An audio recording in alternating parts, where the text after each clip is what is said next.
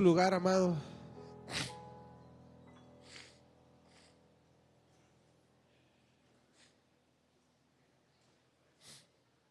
Me van a disculpar más, pero estaba batallando me estaba mormando mucho, pero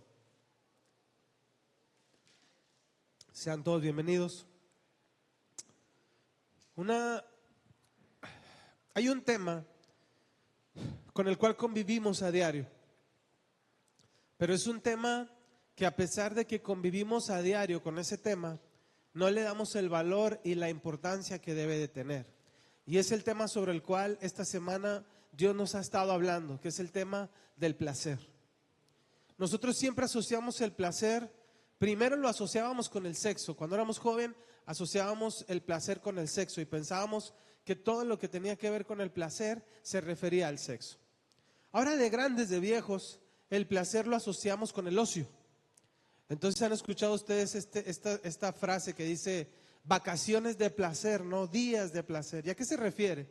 Se refiere a irte a un lugar paradisíaco, a Cancún, a donde tú quieras, a descansar, ¿sí? Pero la realidad es que es más profunda. El placer, nosotros convivimos con el placer todo el tiempo, todo el tiempo. La psicología dice que cuando nosotros experimentamos algo, nos angustia o nos produce placer. Entonces, todo el tiempo nuestro cerebro se mueve entre la angustia y el placer. Por ejemplo, ahorita usted tiene calor, ¿verdad? ¿Eso qué provoca? Angustia. Entonces, ¿qué quiere hacer usted? Se quiere ir así como la hermana Jessie, que se va al abaniquito, ¿verdad? Porque el aire, ¿qué es? Placer. Entonces, todo el tiempo estamos así, entre placer y angustia, todo el tiempo. Lo vivimos a diario. O sea, no es nada más cuando vamos de vacaciones, o no es solamente cuando experimentamos la sexualidad. No, lo vivimos a diario, con una comida, con un descanso. Todo el tiempo estamos conviviendo con el placer, ¿sí? Ahora, llegamos a Cristo, llegamos a los pies de Cristo, y la iglesia de alguna forma ha satanizado el placer, ¿sí? Y cuando yo voy a la Biblia, yo me topo con muchos textos donde habla de placer. Y por ejemplo, ayer, el jueves, predicábamos sobre el Salmo 1. Y el Salmo 1, ¿qué dice? El Salmo 1, verso 2, decía, dice el Salmo 1, verso 1, bienaventurado el varón que no anduvo en consejo de malos, que no se detuvo en camino de pecadores, ni en sillas escarnecedores se ha sentado. Verso 2 dice, sino que en la ley de Jehová está su deleite, su placer, ¿sí? Entonces resulta que en nuestra vida como hijos de Dios, en la fe en Cristo, también experimentamos placer, ¿sí? De hecho, Dios siente placer con nosotros, se complace. ¿Qué es complacer? Es sentir placer.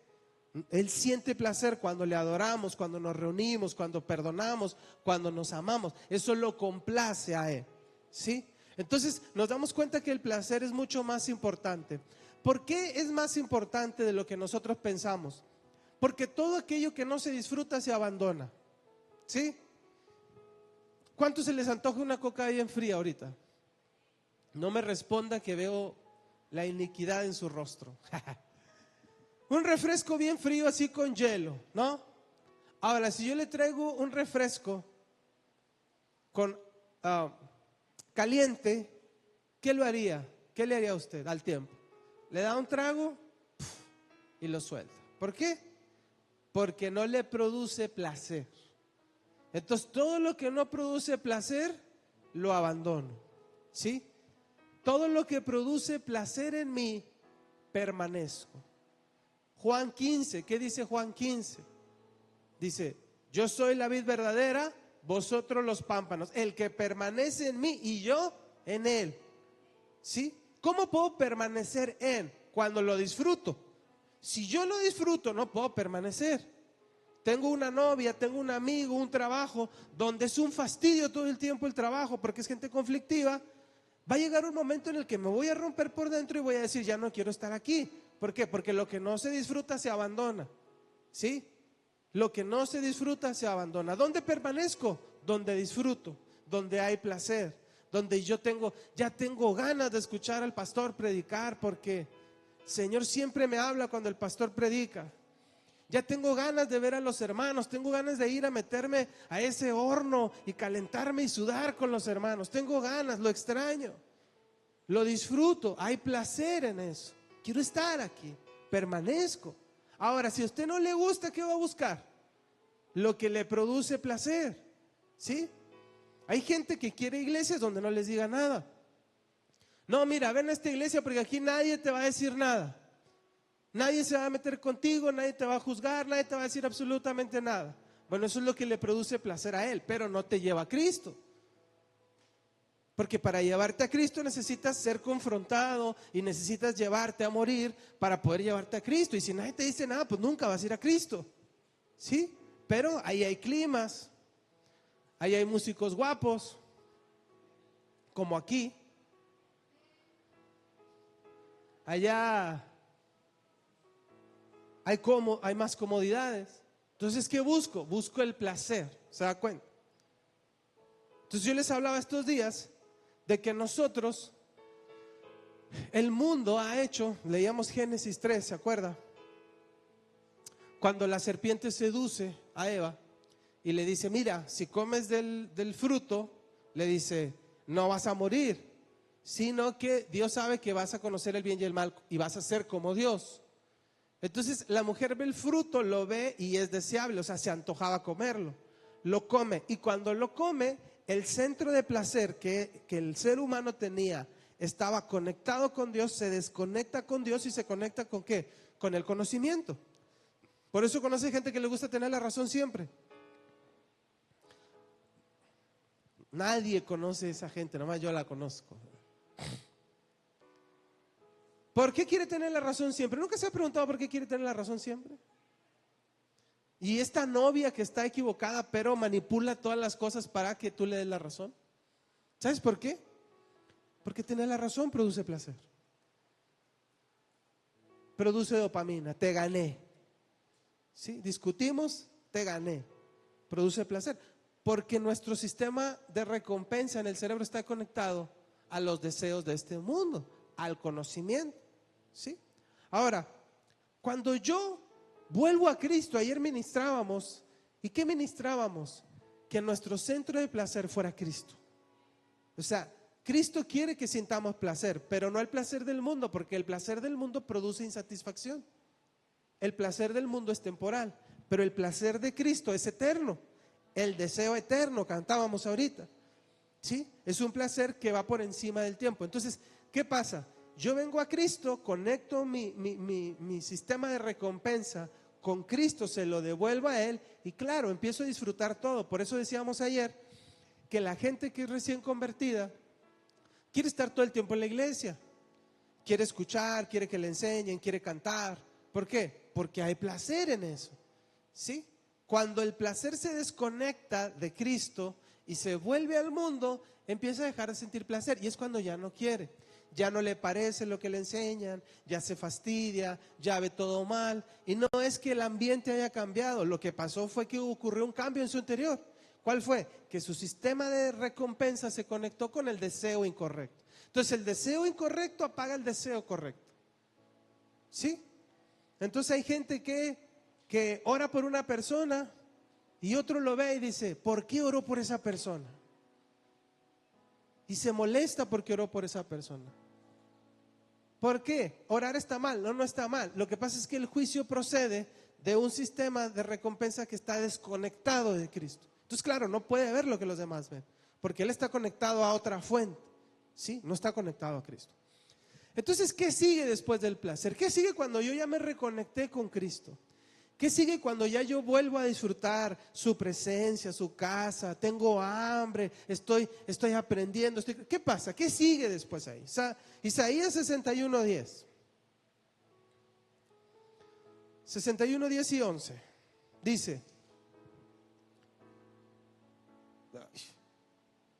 Dice, en gran manera me gozaré en Jehová. Mi alma se deleita en mi Dios, porque me vistió con vestiduras de salvación, me rodeó con manto de justicia, como a novio me atavió y como a novia adornada con sus joyas. Porque como la tierra produce su renuevo y como el huerto hace brotar su semilla, así Jehová el Señor hará brotar justicia y alabanza delante de todas las naciones. Para yo comprender esta palabra, tengo que irme al principio, a Génesis. ¿De qué está hablando Isaías 61? Isaías está hablando de la obra redentiva de Cristo. Usted lee Isaías 61:1 y va a leer la profecía más mesiánica de toda la Biblia, que habla del ministerio de Cristo con la humanidad, restaurar al ser humano caído y volverlo a Cristo. Eso dice Isaías 61. Pero para yo comprender tengo que ir a Génesis. ¿Por qué el hombre necesita ser restaurado? ¿Se acuerdan lo que dice Génesis 3:15? ¿Sí se acuerdan o no se acuerdan? Génesis 3:15 habla de la caída del hombre, cuando Adán peca y Eva pecan, ¿sí? Y entonces hay un juicio que viene ahí. Hay un juicio sobre el hombre, ¿sí? Y le dice, la serpiente te va a herir en el calcañar, pero tú le darás en la cabeza, ¿sí? Ese versículo los teólogos le llaman el protoevangelio, porque es el primer esbozo de salvación para toda la humanidad. ¿Qué está diciendo? La serpiente, cuando el ser humano cae, las tinieblas tienen poder para morder en el calcañar, ¿sí?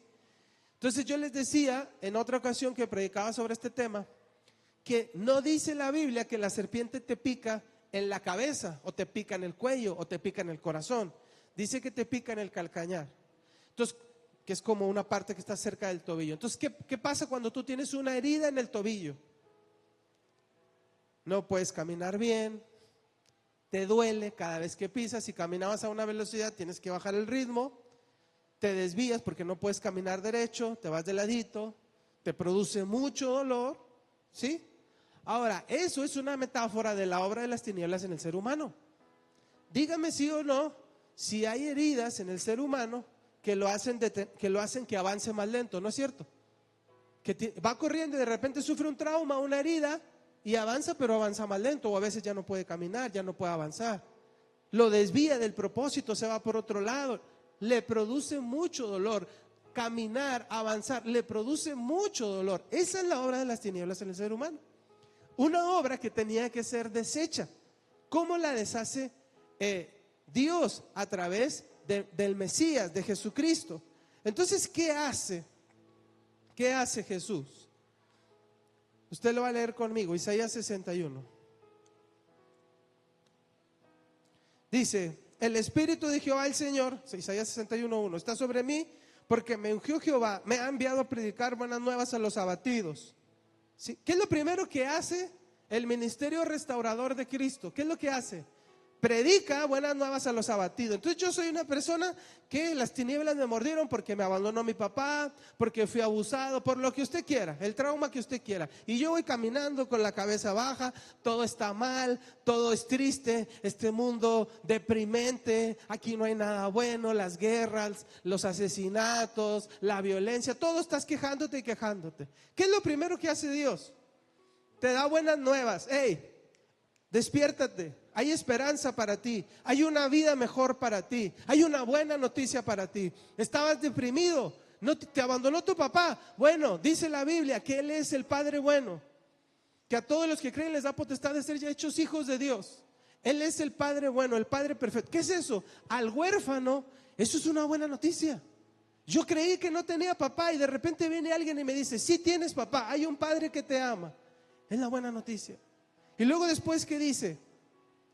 Sigue hablando, dice, a predicar buenas nuevas a los abatidos, a vendar a los quebrantados de corazón. Traes una herida, ¿no? Una herida que nadie te ha sanado, porque la psicología te ayuda, ¿sí? La psicología te ayuda, pero no te sana. No hay sanidad en la psicología. La psicología es como si te dieras un chochito para seguir adelante, pero no te sana, ¿sí? Entonces viene Dios, viene Jesús, el ministerio restaurador de Cristo, ¿y qué hace? Te pone una venda en una herida que llevas abierta por 30 años y que nunca cerró, y que te duele y está infectada y hay mucho dolor, y cualquiera que te toca así, te duele. Entonces imagínate que tú sufriste rechazo en la vida, un rechazo muy fuerte. Tu papá te abandonó, tu mamá, qué sé yo, un rechazo muy fuerte. Y alguien en el trabajo se junta a hacer una fiesta y no te invita. ¿Se compara una cosa con la otra? No, pero como tú tienes la herida muy abierta, se han cortado y luego de pronto se echan. Me acuerdo cuando íbamos al Monte Carmelo a los campamentos. Un muchacho una vez se le ocurrió la maravillosa idea de jugar, que estiraran con una caña. Y la caña estaba rota de un lado y él no la había visto. Entonces tenía todo el filo libre. Entonces donde uno le ganó y él la soltó, se cortó la mano bastante. Entonces ya nos íbamos, ¿y qué hicieron? Teníamos 16 años, 15. Uno agarró un perfume barato que era puro alcohol y se lo echó así. El tipo gritaba. Bueno, eso pasa. Tú tienes una herida en el alma y cualquier toquecito que te hagan te va a doler un montón. Porque lo que te hicieron no es tan grave, pero tú estás tan herido y has cargado esa herida tanto tiempo que cualquier cosita te lastima un montón. Entonces viene el ministerio restaurador de Cristo y ¿qué hace? Te pone una venda. Y ahora cuando te toquen, ya no te va a doler tanto. Te va a seguir doliendo porque esa venda va a empezar a sanar. Pero todavía no sanas, pero ya no te va a doler tanto. ¿Qué va a pasar? Se te va a ir quitando el dolor. Dice, sanar a los quebrantados de corazón, a las personas que están deprimidas, al que está triste, al que está roto por dentro. A ese Dios vino ahora sí a sanar. Entonces lo que la psicología no pudo hacer, creciste con un montón de cosas contra tus padres de adulto te piden perdón y ni aún así sanas. ¿Qué pasa? Que necesitas una obra interior y esa solamente la hace Cristo en el hombre, solo Él. Y te sana. Dice, a consolar a los que lloran. Porque el que está deprimido necesita consuelo. Y entonces, ¿qué hace Dios cuando tú estás deprimido, cuando estás triste? ¿Qué hace? Dios te manda gente a que te consuele. Y la gente que te manda sabe consolar. ¿Sabes por qué? Porque fuera de Cristo no hay consuelo. Fuera de Cristo hay resignación. Te resignas a vivir con el dolor toda tu vida. Y eso es una cosa completamente diferente. Solo en Cristo hay consuelo. Pero solo es consolado el que fue sanado de su corazón. Si tú no eres sanado, no puedes tener consuelo en Cristo. Te resignas y el dolor te va a hacer mella en tu corazón siempre, porque no has sido consolado por Cristo. Esa es la obra redentiva de Cristo. Y luego dice algo precioso, dice, comunicar alegría, hablar alegría a los que moran en Sión, a los que lloran en Sión. Y aquí está hablando de una historia del pueblo de Israel. El pueblo de Israel, dice la Biblia, que les profetiza que si no se alinean, van a ser llevados 70 años, ¿sí?, a un cautiverio, a Asiria. Y esos están ahí. Y entonces el salmista escribe y dice, cuando Jehová hiciere volver la cautividad de Sión, seremos como los que sueñan, como los que cantan. ¿Sabe quién hablaba eso? Un tipo que había vivido en la tierra prometida, pero que lo había perdido todo y ahora vivía en Asiria. Él escribe ese salmo. Cuando habla de esto, ¿qué está diciendo? A esos que están en Sión les da palabras de alegría. ¿Qué dice el Salmo 1? Bienaventurado el varón que no anduvo en consejo de malos, el que no escuchó a los malos, no escuchó palabras tristes. Mire, cuando yo estaba joven, yo fui una persona muy depresiva. Ahora usted me ve danzar y reír y abrazar, pero yo era depresivo. ¿Y sabe por qué era depresivo? Por lo que escuchaba. Por eso era depresivo. Me gustaba música depresiva con mensajes depresivos, películas depresivas con mensajes depresivos, y era todo lo que consumía.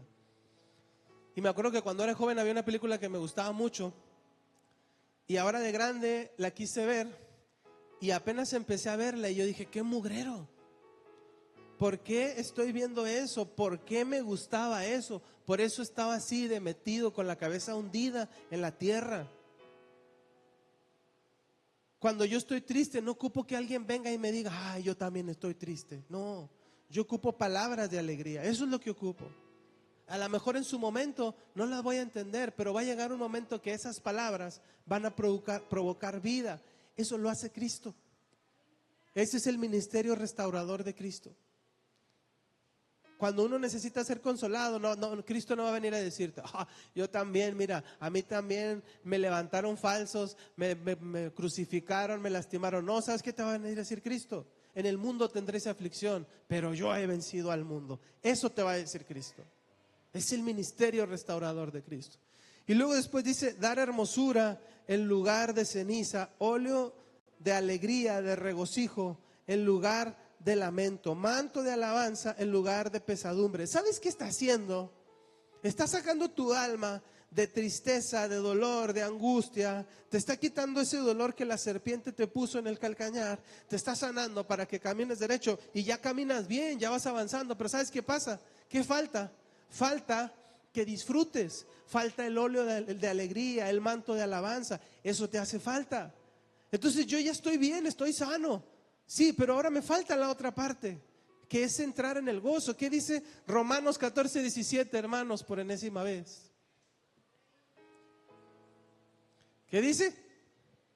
Porque el reino de los cielos no es comida ni bebida, sino justicia, paz y gozo en el Espíritu. ¿Qué dice Hebreos de Jesús? Por el gozo puesto delante. O sea, detrás de la cruz había un gozo puesto que Jesús veía. Por eso va a la cruz con gozo. ¿A dónde nos quiere llevar Dios?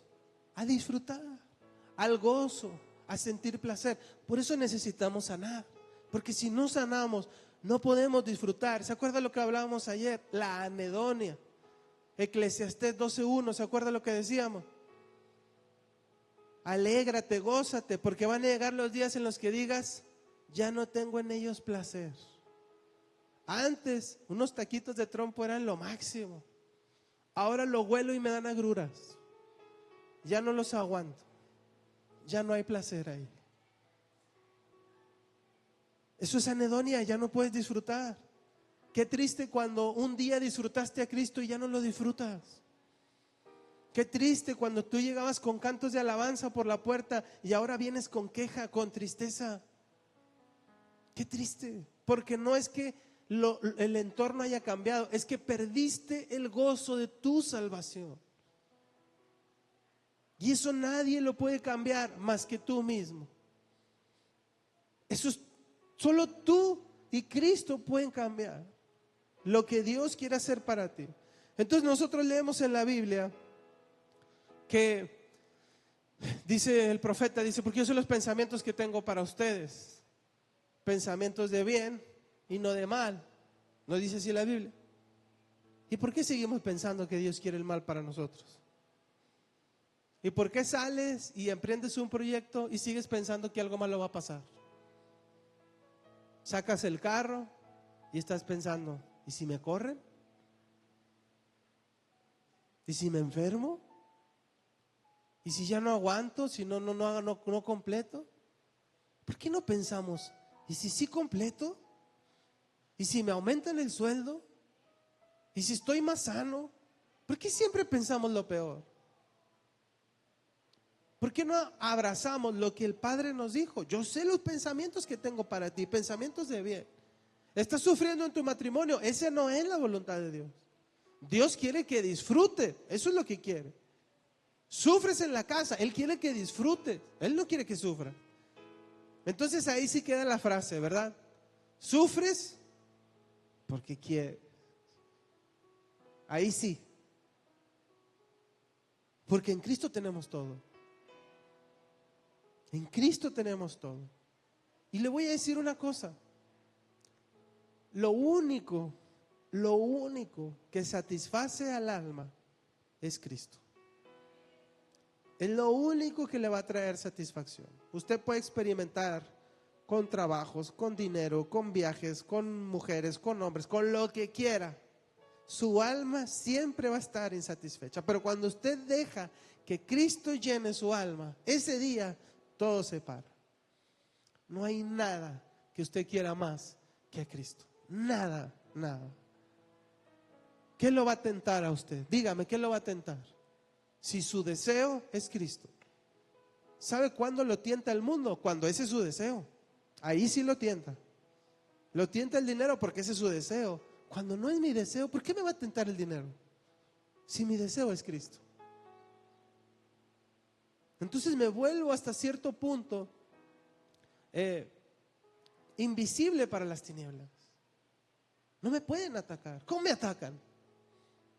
Porque dice Santiago que por nuestras propias concupiscencias somos tentados, es decir, por nuestros propios deseos somos tentados. Pero si mi deseo es Cristo, ¿qué me va a tentar? ¿Orar más? ¿Adorar más? ¿Buscar a Dios más? Esa va a ser mi tentación. Fui a un culto y quiero ir a otro culto, eso es lo que me va a tentar. Va a venir el mundo a querer ofrecerme lo que sea y no me va a provocar nada, porque ese no es mi deseo, ese no es mi anhelo. ¿Se acuerdan lo que hablábamos ayer? ¿Cómo se producía un deseo en el corazón del hombre? Imagínense los hombres, piensen en su esposa.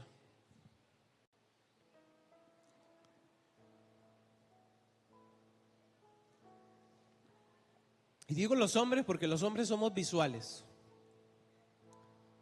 ¿Sí? Usted va a poder ver mujeres hermosas con hombres feos. Una lástima porque ellas no son visuales.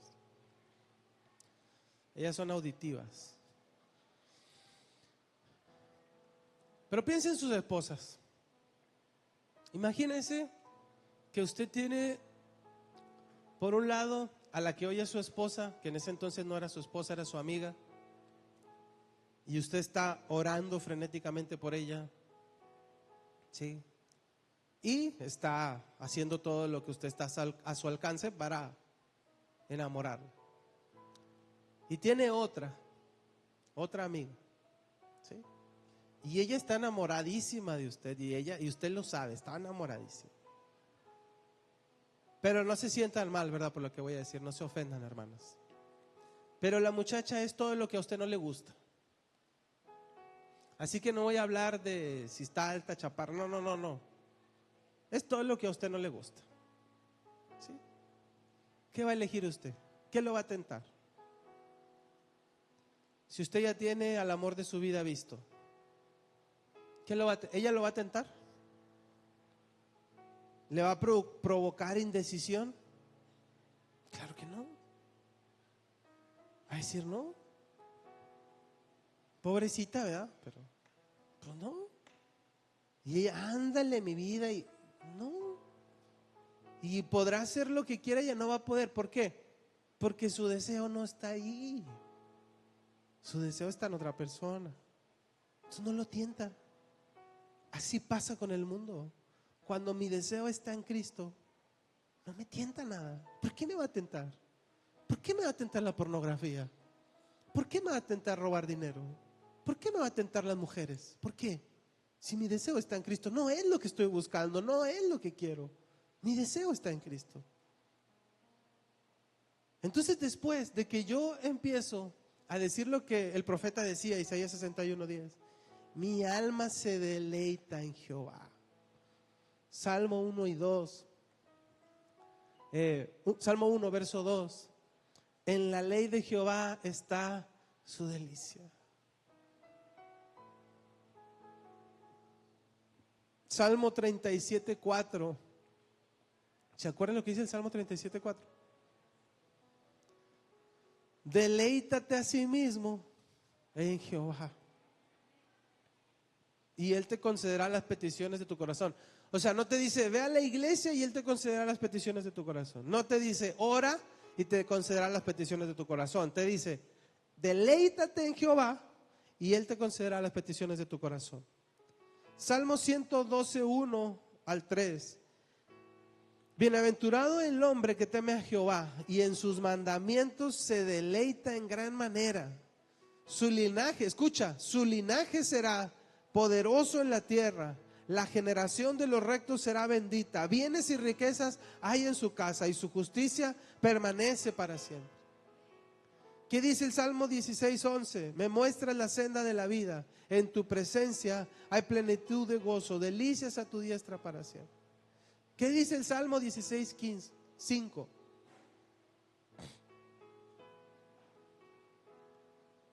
Tus cuerdas cayeron sobre mí en lugares deleitosos, y es hermosa la heredad que me ha tocado. ¿Sabes qué pasa? Que empiezas a encontrar placer en lo que Dios te da. No volteas a ver lo que otra familia tiene, porque en tu casa tienes todo. No volteas a ver lo que otra iglesia tiene, porque en tu casa, en la iglesia, tienes todo. Y ¿sabes qué es hermoso? Lo que dice aquí, lo que dice el Salmo 112, su linaje será poderoso en la tierra. Pero ¿sabes por qué? Porque tú encontraste deleite en Cristo. No tus hijos, no tus nietos, tú encontraste deleite en Cristo. Y entonces tus generaciones serán bendecidas porque tú encontraste deleite en Cristo. ¿Y sabes qué va a pasar? ¿Cuántos han tenido hambre? Resulta que nadie ha tenido hambre. Los quiero invitar un sábado a la jornada a ver si no les da hambre.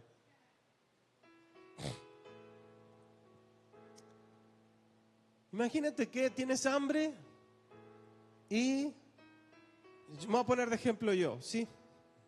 Para que todo el mundo sepa, de una vez se los digo, a mí el hígado no me gusta, ¿sí? O sea, es más que no me guste, o sea, va más allá de que no me gusta. Hay cosas que no me gustan y como quiera me las como, pero eso me produce intolerancia estomacal, para que usted me entienda.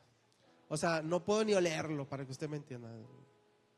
Dice la pastora que ahí le pare, que no sea más explícito. Entonces ahí le voy a parar. Entonces imagínense que yo traigo un montón de hambre y yo llego a su casa y yo traigo mucha hambre y usted me pone un plato de hígado, tortillas y hígado. ¿Qué cree que me voy a comer? No voy a comer las tortillas nada más, no voy a comer el hígado, lo voy a dejar a un lado hasta que se me calme poquito el hambre y luego busco otro lugar para comer algo que me gusta. Cuando yo era chico, tenía un tío que teníamos años de no ver, y él tenía una pareja y su pareja tenía un hijo, más o menos 2 años más chico que yo. Entonces fueron a la casa y el niño tenía 5 años, yo tenía 7. Entonces estaba sentado ahí con nosotros y le dice mi mamá, ¿quieres cenar? Y el niño le dice, sí. El niño solo contestaba monosílabos, no explicaba, solo decía sí y no. ¿Quieres cenar? Sí. ¿Qué quieres? ¿Un huevo? Sí. Mamá le hizo el huevo y se lo sirvió, se lo comió. Le dice mi papá, ¿quieres otro? Y el niño, sí. Le hizo otro huevo y se lo comió. Y le dice mi papá de broma, ¿verdad? ¿Quieres otro? Sí. Le hizo otro huevo y se lo come. Se comió 5 huevos él. Después del 5.º huevo mi mamá dijo, ya no le cocines porque... Mi papá dijo, ya no le cocines porque se va a enfermar, está muy chiquito para comer tan. Ahora, yo no sé si al niño le gustó mucho, si no sabía decir que no, no sé, pero el niño se lo comió todo, ¿no? Pero escuche, ¿ha comido usted de más cuando algo le gusta? Sí. Cuando yo disfruto, lo que disfruto determina el hambre que tengo y determina mi voluntad. Hacia donde voy a ir es hacia donde yo disfruto. Amós 8:11 dice, he aquí vienen días, dice Jehová el Señor, en los cuales enviaré hambre a la tierra, no hambre de pan, ni de sed, ni de sed de agua, sino de oír la palabra de Jehová. Salud. Y antes cantábamos, ¿verdad? ¿Se acuerdan que cantábamos en los 2000? Tengo hambre de ti, de tu presencia. ¿Quién tiene hambre de Dios? El que disfruta a Dios, ese tiene hambre. En la medida en la que yo disfrute a Dios, yo voy a tener hambre. ¿Y sabe qué va a pasar? Voy a querer más. Ya aprendí, quiero aprender más. Fui a una jornada y Dios me habló, quiero ir a otra. ¿Cuándo, pastor? ¿Va a haber otra? No, espérate, dijo, un mes. No, falta mucho, quiero otra. Porque tiene hambre.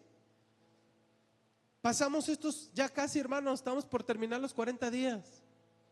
Al principio parecía que faltaba mucho tiempo, ¿verdad?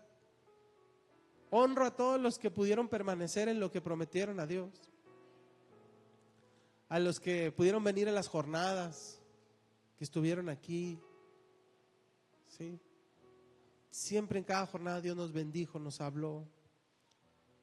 Fue un tiempo precioso. Pero esta semana, amados, esta semana ya la gente estaba cansada ya. Ya decía, como el del video, ya no aguanto más. Ya con sueño, porque hubo gente que se le ocurrió, nunca se levantaba temprano y se le ocurrió ofrecer sus mañanas, ¿no? Como que al principio le pareció buena idea, pero después de 2 semanas ya no era tan buena idea, ¿verdad? Entonces, cansa. Pero ¿sabe quién permanece? El que encuentra deleite en eso. El que ve fruto. El que dice, estoy viendo algo. Hay algo que cambió aquí adentro. La hermana Brenda nos testificaba esta semana y nos decía, yo sé que lo que pasó en mí fue obra de Cristo porque por mí nunca lo hubiera hecho. Y eso podemos testificar muchos. Lo que pasó fue obra del Señor porque yo nunca lo hubiera podido. ¿Pero cuándo pasó? Cuando empecé a buscarle. Empecé a tener hambre. Empecé a orar. El sábado, la jornada que hubo un tiempo que hablamos sobre la profecía, yo me gocé tanto ese día. Todos los días me gocé, pero ese día me gocé tanto. ¿Sabe por qué? Porque nos ministró gente que nunca nos había ministrado. Gente que no hablaba, que usted nunca lo ha oído hablar en público, nos ministró. Que tuvo visiones, que Dios le habló, que oró por nosotros. ¿Por qué pasó eso? Porque hubo hambre de Dios. Y Dios se empieza a manifestar. Pide y se os dará. Pero nosotros pedimos lo malo, queremos dinero. ¿Por qué no pedimos a Él? Señor, yo quiero más de ti. Yo quiero conocerte más. ¿Han escuchado usted el canto de Toma tu lugar? Que empieza, quiero conocerte. Cada día más a ti. Entrar en tu presencia y orar. ¿Sabe quién lo compuso?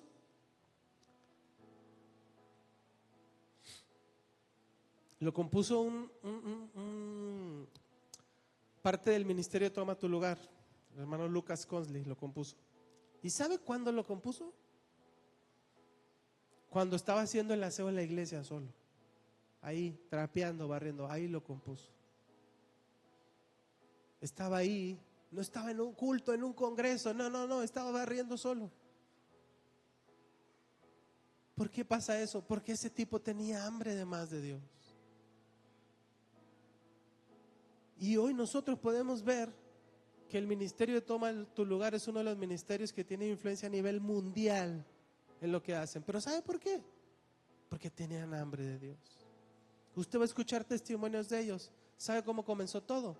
En una casa, buscando a Dios, teniendo hambre. Así comenzó todo. Y nosotros queremos mucho de Dios, pero no buscamos, no tenemos hambre.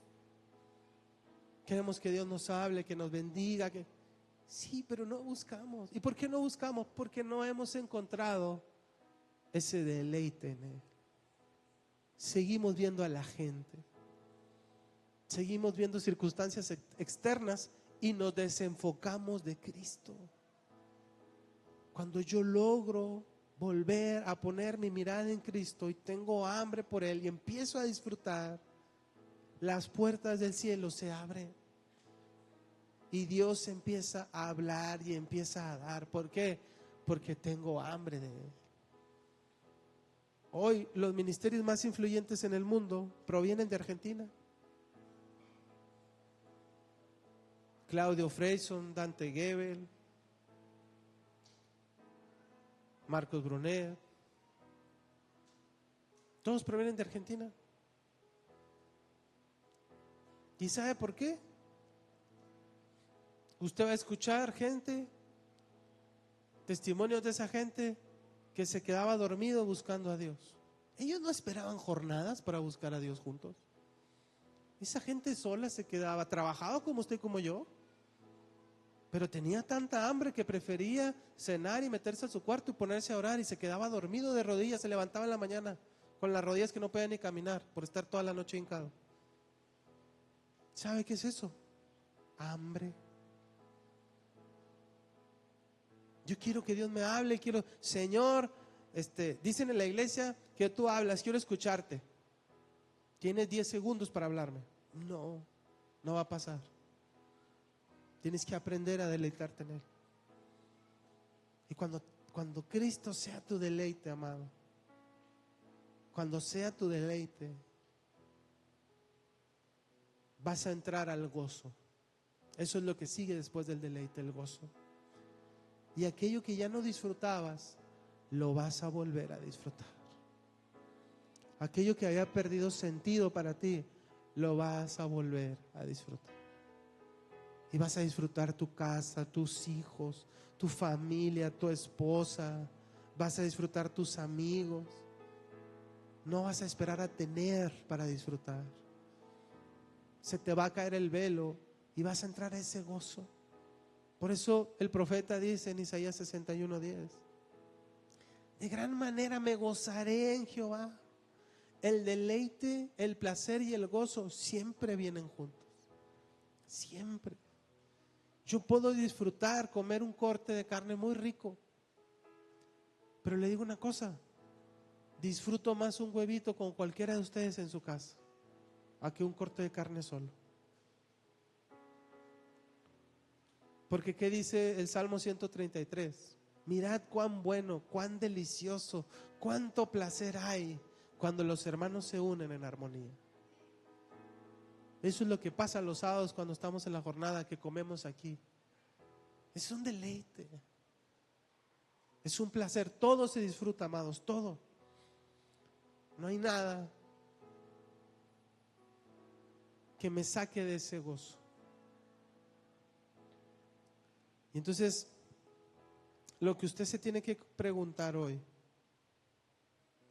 estamos ya casi por acabar los 40 días. Ya estamos a punto de terminar los 40 días de consagración. El viernes terminamos. ¿Qué sigue después? Usted quiere correr a lo que hacía antes. Los que entregaron el azúcar, está esperando, ya quiero que sea sábado para irme al castaño, para desquitar todo lo que no me comí estos 40 días. Cuando yo pongo mi mirada en Cristo y Él se convierte en mi deleite, no puedo dejar, porque algo que pasa en el cerebro es que lo que produce placer se repite. Entonces, aunque yo le diga que ya terminamos, si estos 40 días Cristo se convirtió en su deleite, usted va a querer seguir. No porque yo se lo diga o se lo pida, sino porque es su deleite ahora, es su placer ahora. Entonces yo voy a querer que me sigan ministrando en mi casa. Yo voy a querer seguirme levantando en la mañana para buscar su rostro. Voy a querer, porque Cristo es mi deleite. Entregué las redes sociales. ¿Por qué las entregué? Porque me estaban desviando de Cristo. Ya no voy a querer volver a eso. Voy a preferir leer su palabra, porque Cristo es mi deleite. Entonces, yo sé que la naturaleza humana es decir, bueno, volvamos a lo que dejamos. Pero el deleite de Cristo nos va a hacer permanecer y entrar en ese gozo. Usted va a querer más. Que este tiempo sea un tiempo donde usted pueda tener hambre de Dios. Porque las cosas van a pasar en su casa, en la iglesia y en la ciudad. Cuando nosotros desarrollemos hambre.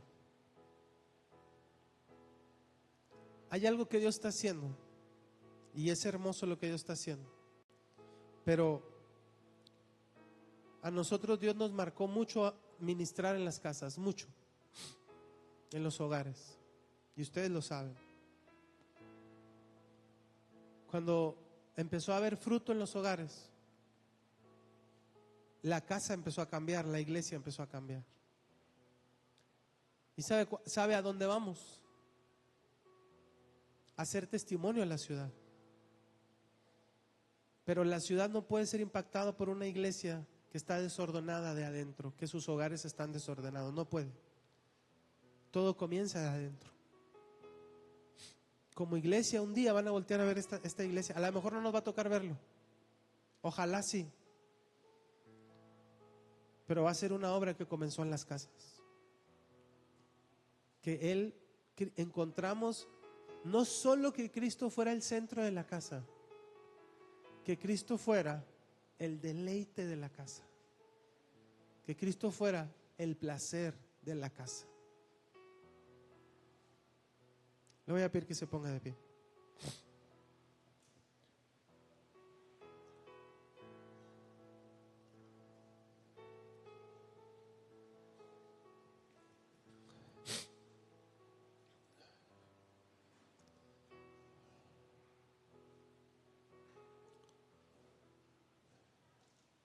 Y le voy a pedir por respeto, por amor, por asignación a los pastores de la casa que me ayuden a orar. Pero si usted siente orar por alguien, no necesita ser pastor para orar. Párese y ore por alguien, porque eso es la iglesia. La iglesia no se trata de uno, se trata de Cristo manifestándose a través de todos. De eso se trata la iglesia. Entonces vaya y ore por alguien. Que desarrollemos hambre, que tengamos hambre. Que sea un tiempo donde querramos más de Cristo y menos del mundo. Donde querramos conocerle más, buscarle más. Donde querramos adorar más, pasar más tiempo en comunión. Y ore que la obra de Cristo que ha hecho durante estos casi 40 días quede sellada en su alma, en su corazón, y que toda obra de las tinieblas haya sido deshecha y el alma de cada familia, de cada casa, de la iglesia sea sanada y restaurada.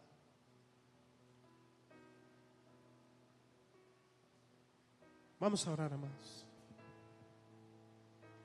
Cierre sus ojos ahí donde está. Cierre sus ojos y empieza a orar. Y dígale al Señor: Señor, hoy queremos